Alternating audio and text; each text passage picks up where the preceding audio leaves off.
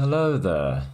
There's been quite a bit of debate about the tragedy that occurred with the helicopter and the airplane crashing. Very unfortunate. Both sides have been blaming the policies of the other for what happened. Trump, in particular, is saying it's DEI hiring that caused, let's say, a shortage of skill in managing the flight path and resulted in this tragedy. Meanwhile, the left has been blaming Trump's Doge cuts to the DI programs for hiring and management as the reason for this tragedy. I think that seems unlikely because these things haven't even gone into effect. They were just declared, and it takes time for the policy to actually be implemented. Be that as it may, I'd like to go over the claims that DEI actually had a hand in this, because I think they actually do carry some weight. So, President Trump on Thursday claimed, without citing evidence, this is from ABC, we'll see they're lying, that diversity, equity, and inclusion initiatives for air traffic controllers at the Federal Aviation Administration under Democratic presidents were partly to blame for the tragic plane and helicopter collision in Washington on Wednesday night.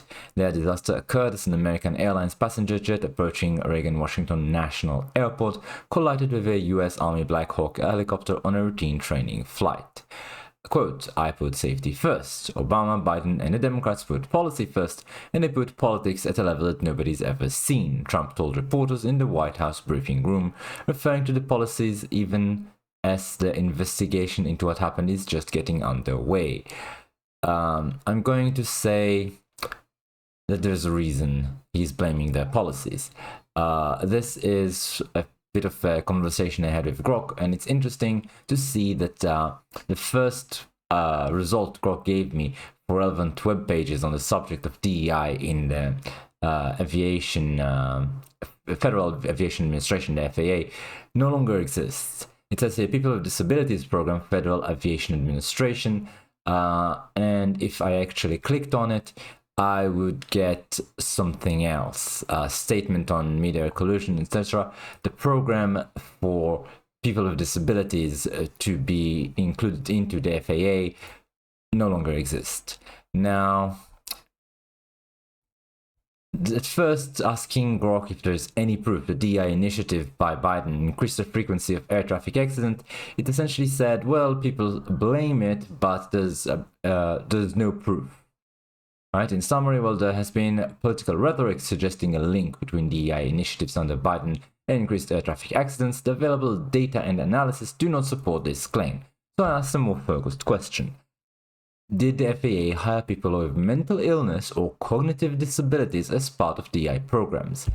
And the answer is, the Federal Aviation Administration has indeed engaged in initiatives to increase diversity, equity, and inclusion within its workforce, including targeting individuals with various disabilities. And you can also find it in the New York Post. The FAA's diversity push includes focus on hiring people with severe intellectual and psychiatric disabilities. So, a type of disabilities targeted, according to reports in the FAA's own documentation, targeted disabilities specifically include severe intellectual disabilities, psychiatric disabilities, and conditions like dwarfism, epilepsy, partial or complete paralysis, and more. So, unfortunately, I do believe that if you hire people who are disabled, paralyzed, suffer from severe intellectual disability or psychiatric disability, they're not mentally well, they are not intellectually functional to the point that they can do the job. That's the blame that the right is casting on the left. And I think that is very reasonable. I think the left has gone too far. Far too far. There's a difference between, let's say, saying, okay, we can hire someone who, let's say, has sit in a wheelchair to do the programming bit because his disability is not connected to his ability to do his job. That might be something that could be useful if there is proof that people are being discriminated against just due to, let's say, not wanting to work with someone like that because you're uncomfortable or you just prefer not to. If there's no practical reason why the person can't do the job, then yeah, that might be discrimination, and maybe you need initiatives to try and give these people a chance. On the other hand, if you try and put people into positions that determine whether lives are won or lost, and these people are severely intellectually disabled, that might not make any sense. Not for anyone who actually wants things to keep running as they did before and to have a minimum of accidents. So, do I believe that Trump is correct in his criticism of the Biden and Obama administrations? Yes, I think so. I believe trying to hire people like that to do these jobs makes no sense. So, Trump said, I have to say it's terrible, determined.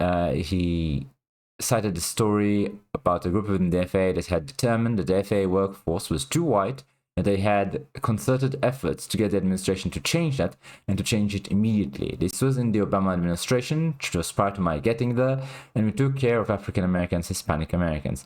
So, the claims that people in the FAA said the force is too white are true. We actually have that on record. I saw a video about black gentlemen from the FAA saying that they want diverse voices into aviation management. I want the most qualified voices, regardless of their color or gender or identity or anything else. And if it so happens that these people are white males, then I don't care. You know, if it bothers you that much, then invest into the next generation so that the next generation has more qualified candidates who aren't white males. That might be even legal if you did it by giving the money to poor communities as opposed to people based on the color of their skin, which is something the Democrats love doing and I think is illegal and very immoral. It's racist. So instead, what they do is they reduce the requirements, and we have it on record that they did, and then target people based on all sorts of identities, including, like I said, people with disabilities that specifically would impair them from doing the job, and then say, well, we have diversified it, therefore it's better. I do believe that there is a certain hatred for Western civilization, for white people, for men, that is endemic in the woke way of viewing the world that has been espoused and codified into law by Biden and Obama, and this is what Trump was elected to roll back. Not to give privileges to anyone who is white or male, but to give everyone a fair shake so that the most qualified people get the jobs, and in that way to prevent, hopefully, the next tragedy from occurring.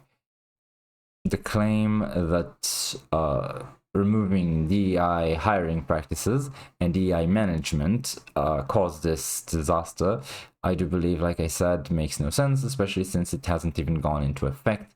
It's just been declared a few days ago. The government does not move that quickly.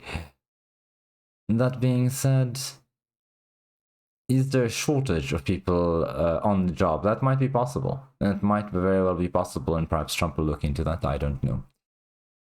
So, Trump signed an executive order later Thursday that appointed Christopher, I cannot pronounce that name, Rocheleau, hopefully, a 20-year veteran of the FAA as acting commissioner of the agency, which he said he would do in the briefing, and he signed a second executive order aimed at undoing all the damage caused by the Biden administration's DEI and woke policies. We want the most competent people. We don't care what race they are, the president said. If you don't have a great brain, a great power of the brain, they're not going to be very good at what they do, and bad things will happen. Once again, referring to preferring people with disabilities and severe intellectual disabilities for work in the FAA. When asked in the earlier briefing by ABC News, Chief White House correspondent Mary Bruce whether he was saying the crash was the result of diversity hiring, Trump said we don't know what caused the crash, adding investigators are still looking into that. It just could have been. We have a high standard. We've had a much higher standard than anybody else. Essentially, he's talking about them lowering the standard, which they did on record. even as he made unfounded claims about the FAA's diversity initiatives being a factor in the disaster. I'm sorry, you're literally hiring people who are mentally unwell or intellectually subnormal. Of course it affected. Don't be idiots. He said the Army helicopter crew could be at fault and claimed he wasn't blaming the air traffic controller who communicated with the helicopter. When asked how he could come to the conclusion that the FAA diversity policies had something to do with the disaster, he said, because I have common sense, okay, and unfortunately a lot of people don't.